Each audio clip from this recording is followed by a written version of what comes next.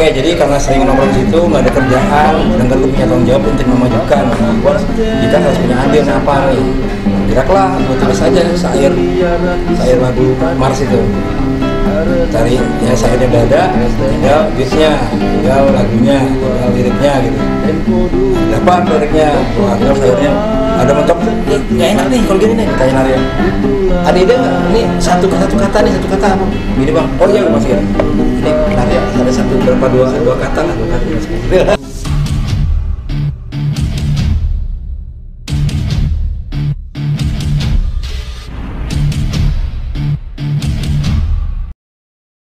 Halo Buduter, kembali lagi di sini di channel YouTube I am Buduter. Kali ini gue kedatangan tamu. Hai. Seorang alumni STM 1 tahun berapa? 79 lulus, dapat ijazahnya 79, harusnya 78 akhir Desember udah lulus, tapi ada perpanjangan waktu jadi Juli 79. Oh iya. Dengan om siapa? Edi Setiadi. Edi Setiadi. Oke. Kita udah kenal lama ya? Gue belum kok. Boleh lah, santai aja. Rokok. Kita udah kenal lama sejak tahun berapa om? Kira-kira 2011 ya? Ya pas mulai terbentuk ikat ya. Iya. Ikat udah berapa? 2011. 2011 ya, dengan siapa dulu ketua ikat pertama tuh? Lupa tuh si sahabat pengacara Pahmi. Pahmi asal saya. Iya, situ. Kita berdua ikut membentuk berdirinya ikat ya. Iya. Kita ngebahas sesuatu yang mungkin awalnya aja ya, sejarahnya, ya kan? Bukan sejarah dalam artian ini. Om ini masuk Budut gimana ya? Emang udah ada keinginan memang harus ke STM 1 atau kayak gimana, ya kan? Biasanya ada cerita. Kalau saya punya cerita, ya kan? Saya nggak tahu STM 1 itu apa, apalagi namanya Budut, ya kan? Karena dulu pindahan, ya kan? Itu cerita saya yang tahunya jagoannya di Jakarta gitu kan. Itu. Nah, kalau om kayak gimana? Gini, kalau zaman ini gue ngomongnya gue dulu aja ya, aja lah. Gue dulu masuk sekolah SLTA ya, SLTA gitu. Lulus SMP itu tahun berapa lupa kan. Pokoknya gue dapet rayon SMA 30 Rawasari, SMA negeri 30 Rawasari. Kalau gue milih itu, gue nggak tahu biayanya dari mana gitu ya. Masuknya pakai uang pangkal atau apa gitu. Nah kebetulan kakak sepupu gue di Auri, dia seorang kapten di Auri, punya kenalan kepala sekolah STM 1, lupa gue. Aduh. Lupa awal-awal lupa ya. Pak Barmawi. Nah, tetangga ternyata di Warung Sawah dulu Cilitan, Cawang. Dengan surat dari kakak sepupu gue ke Pak Barmawi, langsung gue dimasukin di sekolah STM 1, tapi period school di Terminal Rawangun belakangnya, di ST 10. Jadi gue masuk ke STM itu bukan karena cita-cita, cuman karena takdir. Ya lu sini aja lah, gampang gitu maksudnya. Oh gitu. Jadi emang nggak ada rencana. Dulu jurusan apa? Mesin produksi. Oh, nggak ada rencana nanti apa namanya pengen jadi tukang bubur atau kerja di industrial. Cuma takdir gitu aja. Oh gitu. Takdir karena dulu gue kurang mampu dari keluarga gitu. Oh, dulu masih pakai rayon nggak? Bukan rayon, feeder school namanya. Oh, jadi feeder school. Ya, SM 1 negeri 1, tapi sekolahnya jauh di boleh luar Budut ya. Iya. Jadi boleh. Bukan boleh, emang di situ kepala sekolahnya juga emang gitu bersama Parbawi. Kalau gue sekolahnya kelasnya gitu di sana. Nggak, kan dulu kan sistemnya yang kita ada kalau di angkatan di waktu saya kan ada sistem rayon. Oh, rayon dari SMP-nya gitu? Nggak ada. Nggak ada, kalau SM tuh nggak ada rayonnya. SM beda dengan SMA-nya. Jadi kalau SMA gue dapet rayon di SMA 30. Oh gitu. Harus itu gitu, dapet rayon situ. Tapi karena nggak dipakai ya STM nyari sendiri mana ya, kebetulan selama di sekolah lempeng-lempeng aja.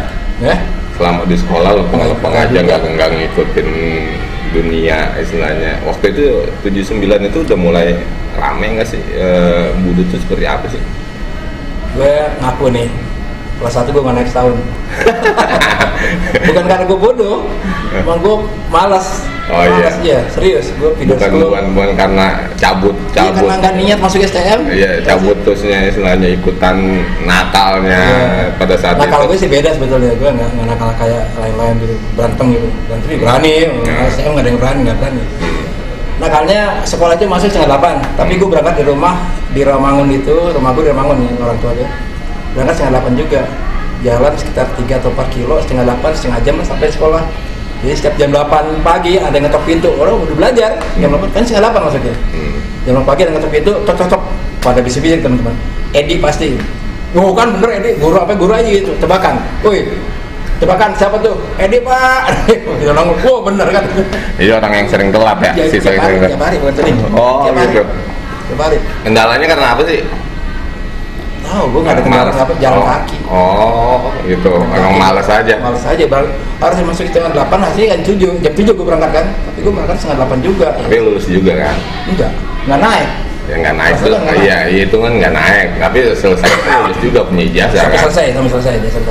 Oke, setelah itu perjalanan kita bicara perjalanan karir aja dah. Lulus SM 1, gue sudah sepupu lagi. Jadi manajer pabrik Inutani di Pondok Ungu. Itu apa namanya nggak murtad jurusan? Murtad jurusan tuh ya sama aja sih sebetulnya. Kan kerjaan gue di pabrik Inutani, pabrik kayu Inutani itu jagain mesin operator mesin yang bukan ngebubut, ngelobangin jalusi ini kayu untuk dibikin pintu pakai jalusi itu.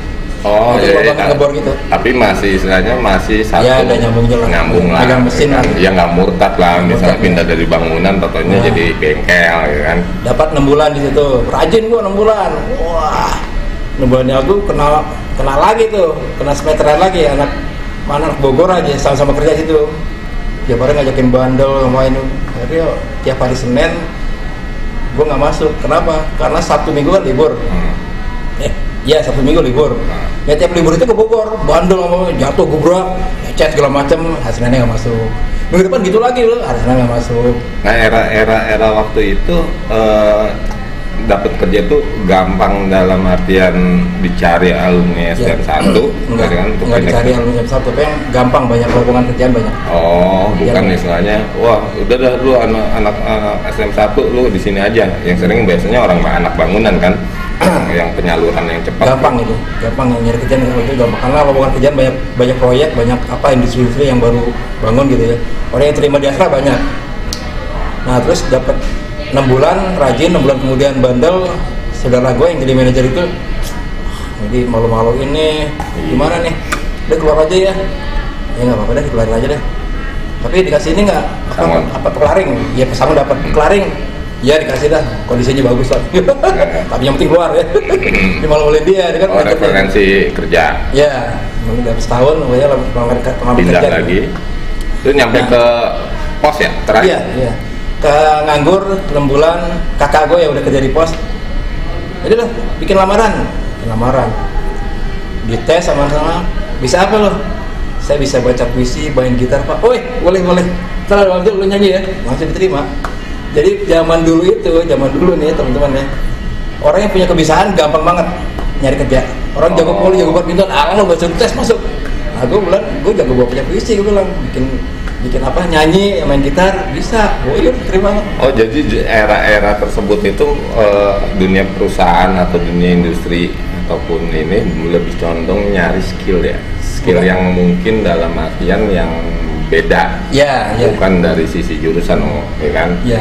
Walaupun dalam hal ini tetap jadi seleksi tujuannya dari perusahaan yang penerima kan, tapi ada nilai plus jikalau memang si pelamar itu mempunyai skill di luar dunia itu, kan dunia jurusan itu kan. Oh, keren juga. Sekarang sulit ya, karena itu istilahnya lebih condong ke nilai, ya kan, sama status sarjana atau apalah gitu kan. Skill dari sisi skill kreatif juga jarang kan. Karena saat itu skill yang gue miliki itu dalam bidang seni itu jarang orang punya, jarang. Orang jago badminton jarang, orang jago main poli jarang. Pas itu kan zamannya era Orde Baru itu setiap instansi dituntut harus kalau ada event apa POR kalau gitu harus ngirim. ngirim ininya timnya gitu. Nah, kan harus jago. Iya. Makanya dicari lo goblok tapi lu jago main ininya, kerjanya udah lo masuk aja, lo mau kerja apa aja terserah, makanya masuk jadi anggota gitu. Nah itu bakat terpendam itu dari sisi seni, puisi atau apa namanya main gitar itu memang udah sejak SMP atau tidak itu dari SMP kalau SMP ya? dari STM. Dari STM. Kelas 1 mulai. STM Oh, kelas gitu. 1 baru mulai belajar. Kalau seni apa namanya? Bukan baca puisi ya. Itu karena kakak gue seorang seniman tulen, dia asisten sutradara di teater kecil yang di bawah pimpinan Ari Pensiunur almarhum, sutradara itu. Kerjaan dari tim, pulang tiap hari nongkrong di tim ya. Tiap kali pulang bawa majalah Horizon, majalah sastra. Majalah budaya, majalah sastra Horizon. Gue baca itu tiap hari karena hobi gue baca. Jadi kalau yang nonton ini ya, hobi baca itu tidak rugi. Itu contohnya gue. Dari hobi baca itu, keunggulan gue dalam bidang bahasa Indonesia boleh ditakar sama guru-guru sampai gue ujian SD sama SMP, gurunya bingung nih, 10 nih biasa. Pernah nggak lihat ada ijazah SD atau SMP 10 nilai bahasa Indonesia aja? Jarang. Nah, ya jarang. Nah, gue salah satu. Oh, jadi karena sering bacanya. Sering baca. Jadi gue menguasai bahasa Indonesia yang baik dan benar itu dari sering baca. Tapi kan kenyataan sekarang di era sekarang ya, generasi sekarang minat baca orang kan udah mulai turun. Ya itu dia. Saya pernah survei ya, pernah melihat kondisi lah gitu kan, walaupun sekarang udah era digital, apa-apa gampang gitu kan, dan saya ngalamin, saya nggak suka baca kan, jadi kalaupun baca ngambil intinya doang, oh ini tujuannya ini, tapi jadi kalau bicara dikasih koran atau beli koran, yang sukanya aja enggak seluruhnya dibaca ya kan, ya mungkin pengetahuannya jadi sebatas, kalau ditanya nggak luas gitu, itu yang kelihatannya ya nggak tahu ya. Sekarang kali ini. Ya zaman sekarang yang mungkin saya nggak tahu dah kedepannya itu kayak gimana, walaupun bicara dunia buku adalah buku adalah dunia, jendela dunia ya kan. Emang zaman dulu pun minat baca itu tidak banyak sebetulnya, sama aja. Cuma gue pengecualian, gue hobi baca dari aman, mungkin karena otak gue sebetulnya pinter, cuma banyak malasnya aja. Hobi baca, sampai kadang-kadang gini, gue tiap kali makan harus baca, harus baca. Jadi sebelum makan tuh harus baca, ada bacaan. Ini makanan udah pilih, udah siap disantap, ini belum ada bacaan, gue cari dulu. Ini udah dibaca selesai, ini belum nih. Jadi ada koran tuh sampai pojok-pojoknya gue baca sampai selesai. Wajar akhirnya bisa tahu atau namanya ya nilai 10 lah, nilai 10 dari ini. Ditunjang bacaan gue juga bermutu semua, dari majalah budaya Horizon, majalah Tempo, majalah Aktuil, bacaan gue itu. Nah itu pada saat sorry saya potong, akhirnya kena di pos itu sendiri. Skill seninya itu memang terpakai sampai pensiun.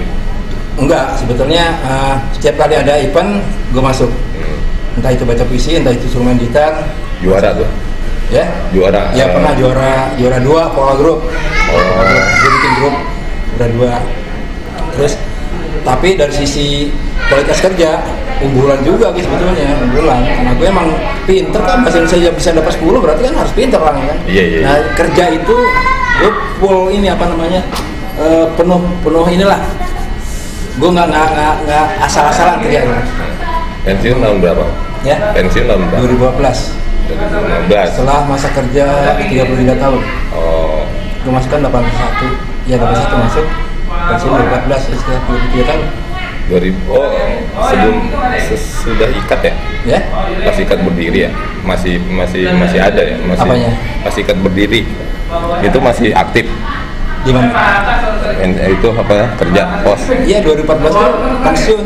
Iya, jadi pas gabung ikat muncul itu sendiri Om udah. Oh iya, tuh masih aktif dong. Masih enggak, di pos itu ada istilahnya cuti besar.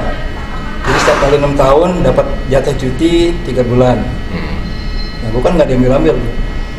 3 kali 6 berarti 18 bulan. Artinya sebelum cuti besar ada cuti besar diambil 18 bulan. Jadi 1,5 tahun deh. 1,5 tahun, jadi 2012 gue udah di rumah. Nggak kerja lagi 2012 itu. Terus masuk lagi, itu nyisain sisa pensiun. Nggak masuk lagi sampai pensiun.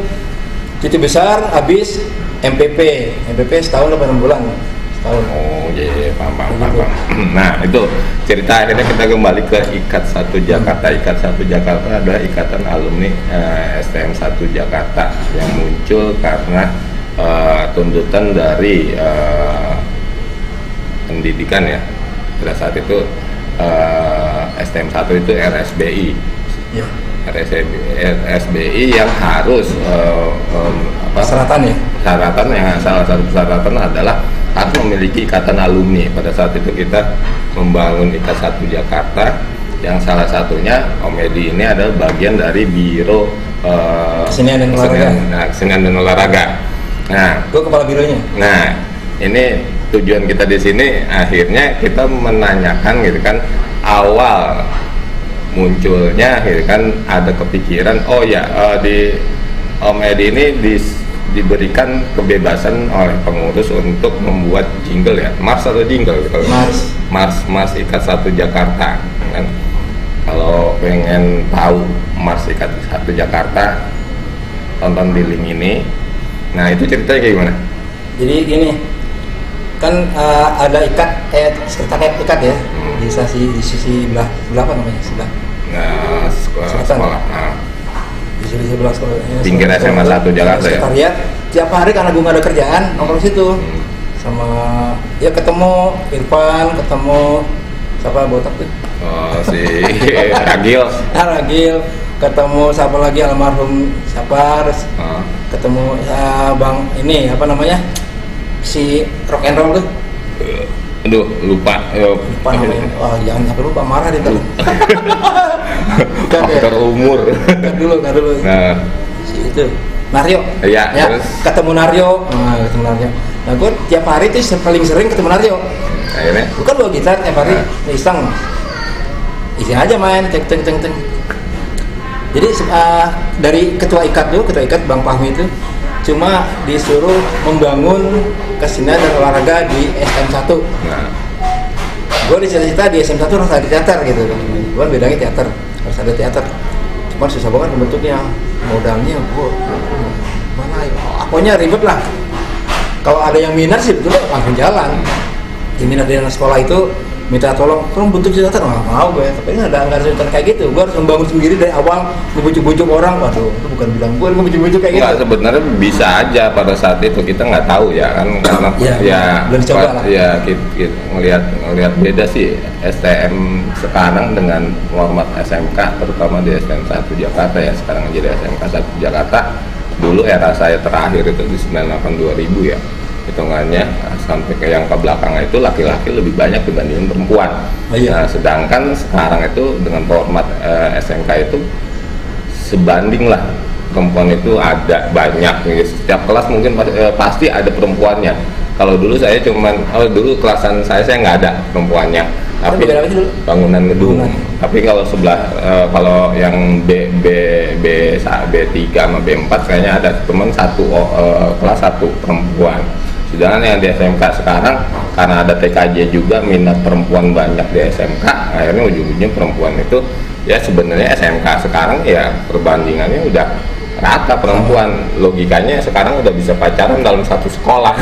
Kalau dulu mah ada istilahnya perempuannya anak STM 1 atau STM Budut itu adanya ya kalau nggak ngegebetin SMTK, kalau nggak yang sebelah-sebelahnya gitu kan.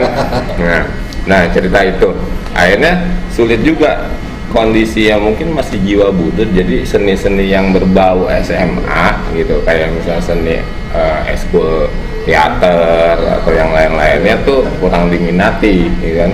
Jadi pada saat itu ikatan alumni yang memang harus mencoba mensinergikan program ke pelajar itu sulit kan. Salah satu yang dirasa Om Edi ya. Nah, sekarang cerita tentang Marsnya aja dah. Ya. Oke, jadi karena sering nongkrong situ, nggak ada kerjaan, sedangkan gue punya tanggung jawab untuk memajukan. Nah, gue harus punya andil nih apa nih. Geraklah, gue tulis aja syair lagu Mars itu. Cari ya syairnya udah ada, tinggal beatnya, tinggal lagunya, tinggal liriknya gitu. Nah, dapat liriknya, tinggal syairnya ada mentok. Nih nggak enak nih kalau gini nih, ditanya Naryo. ada ide nggak? Ini satu kata apa? Gini bang. Oh iya gue masukin. Jadi Narya ada dua kata masukin. Jadi salah satu Bang Narya itu ada andil. Iya, ada andil 2 kata apa gitu ujungnya tuh. Kayaknya ini nggak cocok nih, harus ganti nih. Kata apa? Gue blank nih. Ini bang. Ya cocok. Masukin. Tapi dasarnya dari pantun ya. Soalnya kalau ngeliat baitnya Jalan Budut nomor 7. Ya kan? Itu udah passion gue ya, bikin pantun, bikin puisi, passion gue kan dari teater. Oh, jadi emang gaya apa namanya? Gaya syair lagu ciptaan Om Edi itu memang kombinasi dari bikin puitis gitu. Itu kayaknya tuh. Gitu. Memang gue lebih suka kalau gue pengen bikin puisi itu pasti jatuhnya kayak pantun AB atau AA model kayak gitu. Ada per ini apa satu bagian ada 4 kaplet satu kaplet ada 4 syair 4 baris, nah itu kayak pantun gitu AB atau AA atau BB.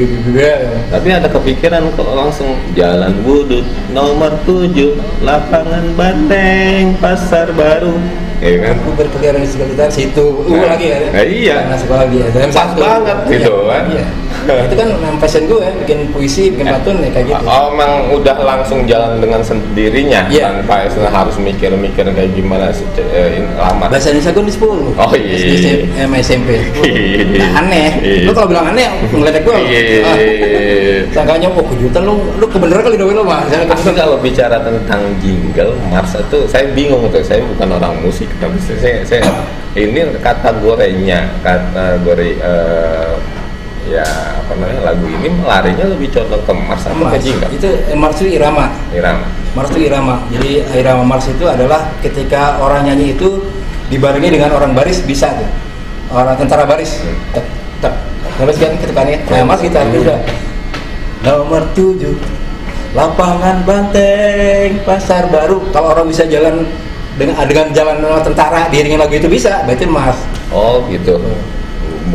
Bisa juga jingle karena udah. Kalau jingle iramanya nggak selalu harus Mars, bisa aja apa gitu. Tapi dia jingle itu sepotong bentuknya, sepotong aja. Kalimatnya masih sedikit dan itu tidak puitis biasanya. Kalau jingle itu asal ada penekanan untuk mengangkat image si barang itu, jingle kan gitu kan.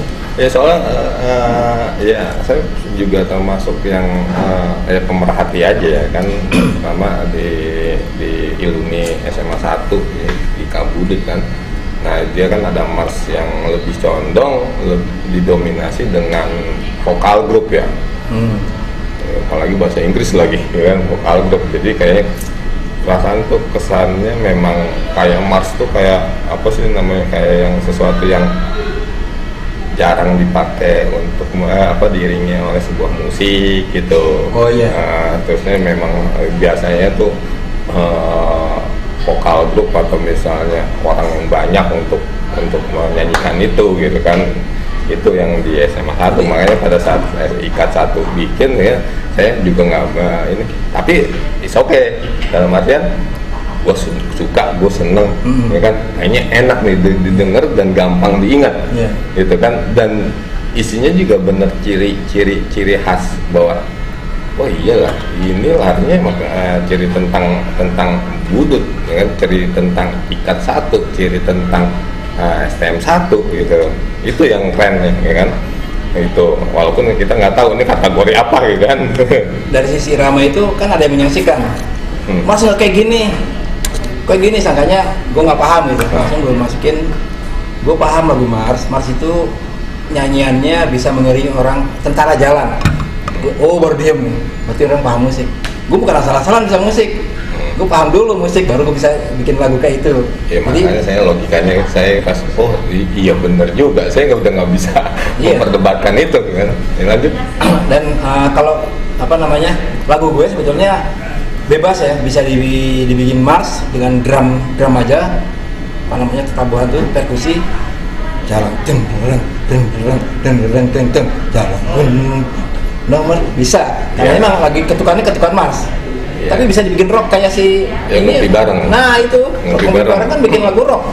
Iya. Bukan rock lagi ya rock. Itu pentolan dedengkotnya juga alumni SM 1 tahun 93 Toto S Nugroho, ya kan, dan kayaknya udah ada di channel Bondes ya?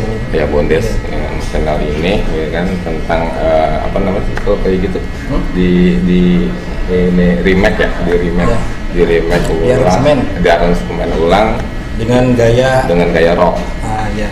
Keren banget gitu kan. Kalau yang punya Om Edi cuman ya rekamannya juga sekilas doang gitu kan, cuma rekaman suara gue juga nggak full di situ kan. Ya emang nggak belum ini ya, belum jadi sebetulnya rekamannya itu belum ada ya, belum ya, kita bikin video klip atau dari gue sendiri belum ada. Ya kapan-kapan lah ini tuh siapa ketum. Nah gue udah ngomong sama ketum yang baru siapa, Bang Mukhtar. Mukhtar mana. Gue pengen lagu gue diresmiin lah, dirapiin lagunya. Ya, cuman gitar gue udah kayak gitu, suara dengan suara pas-pasan. Ya kalau perlu ada video klipnya ya. Ya. Yang isinya tentang sekolah atau apa gitu kan. Ya udah ajuin lah, ya kan. Keren. Oke. Itulah sejarah atau ya di balik layar cerita tentang Mas Ikat Satu Jakarta yang cukup familiar buat anak STM dan Budut, pertama Ikat Satu Jakarta, SMK 1 Jakarta. Dan sekarang ngomong-ngomong, ya kan, nih setelah pensiun gimana nih, ya kan, info-infonya kayaknya hijrah ke Bandung, terusnya punya usaha kecil nih, bukan usaha kecil sih, saya kerja sambilan yang akhirnya di-hire, bukan kerja sambilan, di-hire sama Pemprov Bandung, Pemprov Jawa Barat. Jadi gini, gue pensiun 2014, tapi sebelum itu 2012 gue udah beraktif berkecimpung di kayak teater gitu, teater beberapa sertifikat untuk bisa menyutradarai. Nganggur, bini gue marah-marah, gue ikut di teater bukannya dapat duit, malah ngeluarin duit mulu. Main kelas nih, dapatnya cuma 50.000, padahal pas latihan bisa udah berapa ratus ribu itu. Cuman wajar Om, kan saya ngalamin, bukannya kenapa-napa. Bini gue marah-marah. Saya sempat nganggur berapa tahun, ujung-ujungnya saya bingung, nih gue mau kerja apa. Tahun 97 itu ijazah Budut tuh di blacklist, gitu, kan? Susah banget nyari kalau udah ini, wah tukang tawuran nih. Musuh gue dulu nih, akhirnya ujung-ujungnya apa? Saya belajar lukis, berusaha untuk jadi pelukis jalanan, ketemu menclok di Pasar Baru, kenal, terusnya ke Melawai, dari Melawai saya nongkrong tuh berapa bulan di situ belajar sampai ujung-ujungnya pengen buka lapak, dikasih lapak tuh, udah gantian ya sama lapak temen tuh, sama lapak temen situ. Saya mikir sehari 2 hari ini mana yang dateng cuman lihat-lihat doang, dealnya enggak, ini kan. Kali kalau misalnya satu foto dengan ukuran segini aja itu harganya berapa lah, terusnya besok dapat nggak? Saya mikir lagi, logika saya nggak nyampe, walaupun rezeki nggak akan ketuker. Pada saat itu saya menggunakan logika saya, wah gue nggak bisa nih, ya kan, belum nikah lagi pada saat itu, kan, udah dah, mending gue cari kerjaan yang bener-bener yang jelas gitu kan. Itu yang mentok kalau dari orang yang mindset dunia seni, apalagi kan ini pribadi, gimana pasangan hidup atau keluarga yang ngeliat lu nggak bakalan hidup di seni, tapi kenyataan banyak yang hidup di seni dan itu memang ada istilahnya nggak bisa dinilai gaji bulanan atau apa, sekalinya gede ya gede gitu kan. Itu mental di seni, mental orang seni itu sebenarnya orang yang kuat banget, bener. Itu aku itu orang terjun di seni itu benar-benar udah nyiapin mental kuat. Lanjut, tadi saya potong tuh. Jadi dia marahin, dimarahin. Udah itu guys, tuh ada anak yang nonton. Yang syuting anaknya nih. Gue cari kerja lah, apa yang bisa gue dapat duit supaya nambah-nambahin pensiunan gitu kan. Curhat nih Dek. Dapat kerjaan ya di Bandung, langsung di televisi ada masjid namanya Pusdai Jawa Barat. Itu masjid terbesar di Jawa Barat. Pusdai, Pusat Dakwah Islam kan.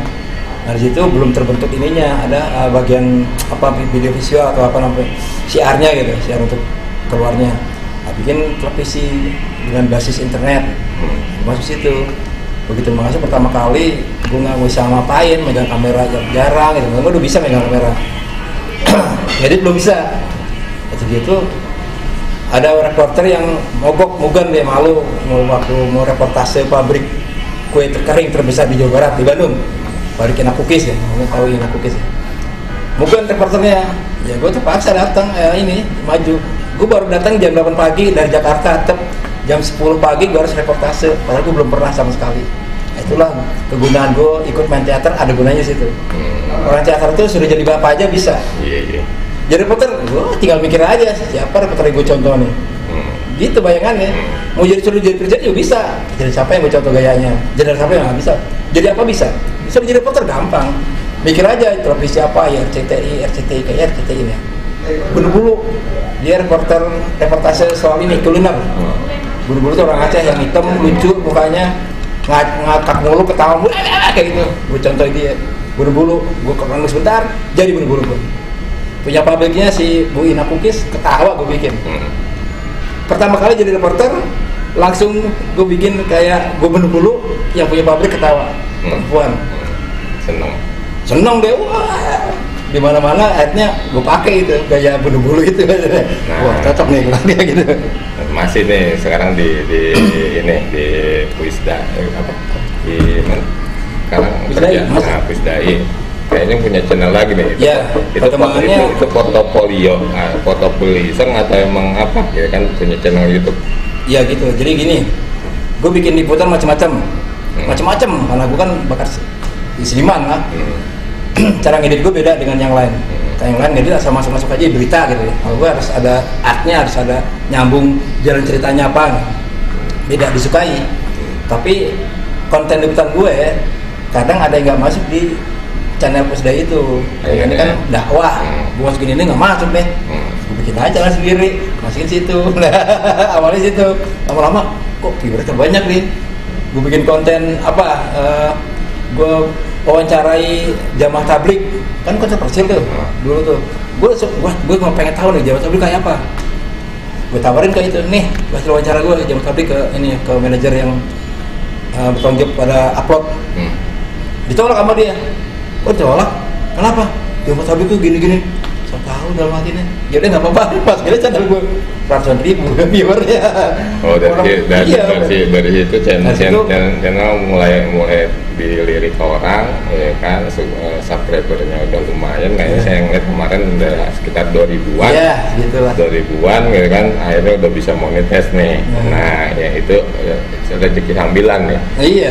Iseng-iseng berhasil. Cita-cita gue sih ke depannya dari situ. Oh, iya. Kalau mau pengen tahu hasil dari liputan atau reportase ya, masuk reportase juga ya, dari Om Edi, baik itu liputan secara reportase ataupun ada weddingnya juga ya? Oh, macam-macam. Ada weddingnya, ya kan? Itu ada di channelnya apa? EPRO spasi channel N-nya satu aja, jangan dua. Ya bisa lihat di sini. Spasi channel. Itu, nah itu artinya apa? EPRO tuh Edi Project. Oh. Sama kan? Kalau saya kan di sini. Sebetulnya EPRO itu dari nama bini gue, Evita Project. Iya. Kan produk kuliner bikin apa? Bikin bandrek, bikin bir peletok segala macam.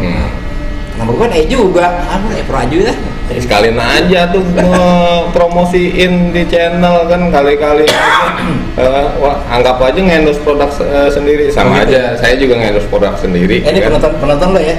Lah yang masalah lah. Selama dalam hal ini di IM Buduter itu bukan channel official ya. Ini channel ujungnya emang channel pribadi. Kadang kita yang ngendorse tuh ya bicaranya ya sebenarnya saya lebih condong lebih ngelirik tentang IM Buduter kan saya buduter itu kayak slanker atau apalah kan. Jadi memang anak budut ya kan. Budut lah. Nah, terus ya bintang tamunya lebih condong emang larinya ke anak bumi pelajar kan. Jadi buduter juga. Penontonnya ya ada buduter, ada yang ngefans sama budut ya kan. Gitu. Dan saya lebih condong di sini isi kontennya lebih sisi positif ya, tentang kegiatan alumni atau pelajar yang sifatnya positif. Kita mau cobalah meramu sesuatu yang memang Budut nih nggak kayak gini loh, ini kan ini Budut nih banyak loh alumni yang sukses ya. Mungkin dari sisi itulah yang saya berharap penonton atau pelajar ataupun yang lain bisa terinspirasi bahwa anak Budut itu bukan orang yang dulu tukang tahu, tapi banyak loh yang berhasil walaupun dalam hal ini dia merangkak dari bawah, ya kan, atau banyak loh yang hitungannya nggak malu loh, gue seorang satpam, gue seorang ini gitu kan, tapi gue masih berani, pasti gue masih bertahan. Karena kenapa? Di Budut itu kan perjuangan, jiwa yang harus, gue nggak lemah, ya kan, gue harus berjuang. Itu yang ditanam, bukan misalnya ya sorry aja kalau misalnya ngeliat anak Budut terus yang ngeluh kayak gitu, kayaknya lu lulusan Budut kan sih, ya kan, ya kan, lu harus fight, ya kan, lu di sekolah dulu fight, kenapa di dalam dunia alumni, dunia yang istilahnya sudah tidak sekolah lagi, kok lu melempem, ya kan, apa karena ujung-ujungnya lu pengennya berani karena banyak orang, gitu kan, semangat lu ada, tapi lu sendiri kalah, ya kan, itu, ya kan. Itu yang sekarang yang di konten yang saya buat. Nah, kalau misalnya Om ya sekarang mas saya mau kayak gini aja lah, ini produk anak Budut ya kan, anak mistik ya kan, nggak minta di endorse nggak apa, gue endorsein buat promo juga ya kan, karya anak Budut. Oh iya bener. Keren. Iya, bagus nih. Mandor Indra ya kan, gitu. Itu promoin aja, iya, mumpung ada di sini. Itu lu bener tuh. Wah, Budut itu jiwanya. Jadi sekarang itu nama Budut itu sebagai ikon keberanian dalam menempuh hidup. Bukan keberanian tawuran ya, tawuran beda lagi zaman dulu itu mah. Keberanian dalam menempuh hidup, pokoknya survive terus. Wajib. Nah, bisnis gue selain channel ya, bini gue bikin bir peletok itu gaya Betawian. Karena gue tinggal di lingkungan orang Betawi. Bini gue belajarnya bukan dari orang Betawi, tapi dari Departemen Pertanian. Dan hasil karya bini gue, bir peletok itu, boleh diadu sama orang Betawi yang lain yang bikin bir peletok juga, paling top. Namanya siapa? Namanya apa? Epro itu, bir peletok Epro itu. Kenapa nggak dibawa kemarin tadi? Aduh, ada model cair minumannya, ada model bubuk, serbuk, jadi serbuk. Oke, kalau minat nanti di deskripsi ya, di deskripsi saya akan nongolin linknya sama link Epi channel Om Deddy Setiadi kan. Terus terakhir nih menutup closing. Oke. Closing untuk ya pelajar, alumni atau yang menonton gitu kan tentang Budut itu dan dunianya lah. Jadi gue dulu lulus STM, lulus sekolah, nggak kuliah kan, keterbatasan ya, sama ya keterbatasan. Tapi kita kan survive. Anak Budut itu tadi jiwa, sebagai nama Budut sebagai ikon kekuatan jiwa. Budut ketemu di mana aja di Bandung, gue pernah ketemu anak Budut di Bandung, di mana aja itu survive terus, nggak ada yang lemah. Ya ada satu dua lemah, tapi yang lainnya kuat, secara mental kuat. Jadi jangan terpaku pada lo dulu di mana di listrik ya, betul lo bangunan begini harus kerja di bilang itu juga enggak. Itu cuma dari dasar aja. Kita keluar dari STM dari sekolah, SLTA berarti begitu, STM itu SLTA ya. Cari kegiatan lain, cari kepintaran lain, cari skill lain untuk melengkapi nilai jual kita, supaya kita bisa memenuhi kebutuhan orang banyak. Orang butuh apa? Kita ada. Butuh apa? Kita ada. Kita bisa. Maksudnya kita bisa. Ya, untuk pelajar. Ya, untuk pelajar sekarang nih. Ya, sekarang dong. Iya, kalian dengar. Ada pelajar yang nonton nih. Ya, ada pastilah, kan. Keren nih. Budut mah pasti ditonton aja, kan. Jadi yang nonton pelajar juga nih. Ada. Adik-adik pelajar. Saya anak STM 1 lulusan tahun 879. Nih tulisan 879. Jurusan mesin produksi. Tapi sekarang skill saya di bidang reportase. Saya pegang kamera, saya editor, saya reporter. Kenapa bisa begitu? Nyambung nggak dengan pendidikan saya dulu di SM1 sebagai mesin produksi? Nggak, sama sekali nggak nyambung. Tapi yang tadi bilang, jiwa survive kita harus stabil. Kita harus berani melangkah apapun kita pelajari. Saya orang teater. SM1 anak teater banyak kan? Si Bondes main band. Nah itu yang jadi bisa ngerajut. Nah itu dia. Jadi jangan takut nanti lulus STM kalau nggak kuliah gimana kerjanya? Apa aja bisa. Anda bisa jadi apa aja selama Anda berniat ingin hidup baik dan ibadah. Itu aja. Amin. Ya, itu sedikit cerita tentang Om Edi Setiadi, alumni STM 1 tahun 1979. Oke, tonton terus di channel Ayo Membuka. Assalamualaikum. Salam. Corona ya? Kuat seperti batu, itulah alma materku, tak akan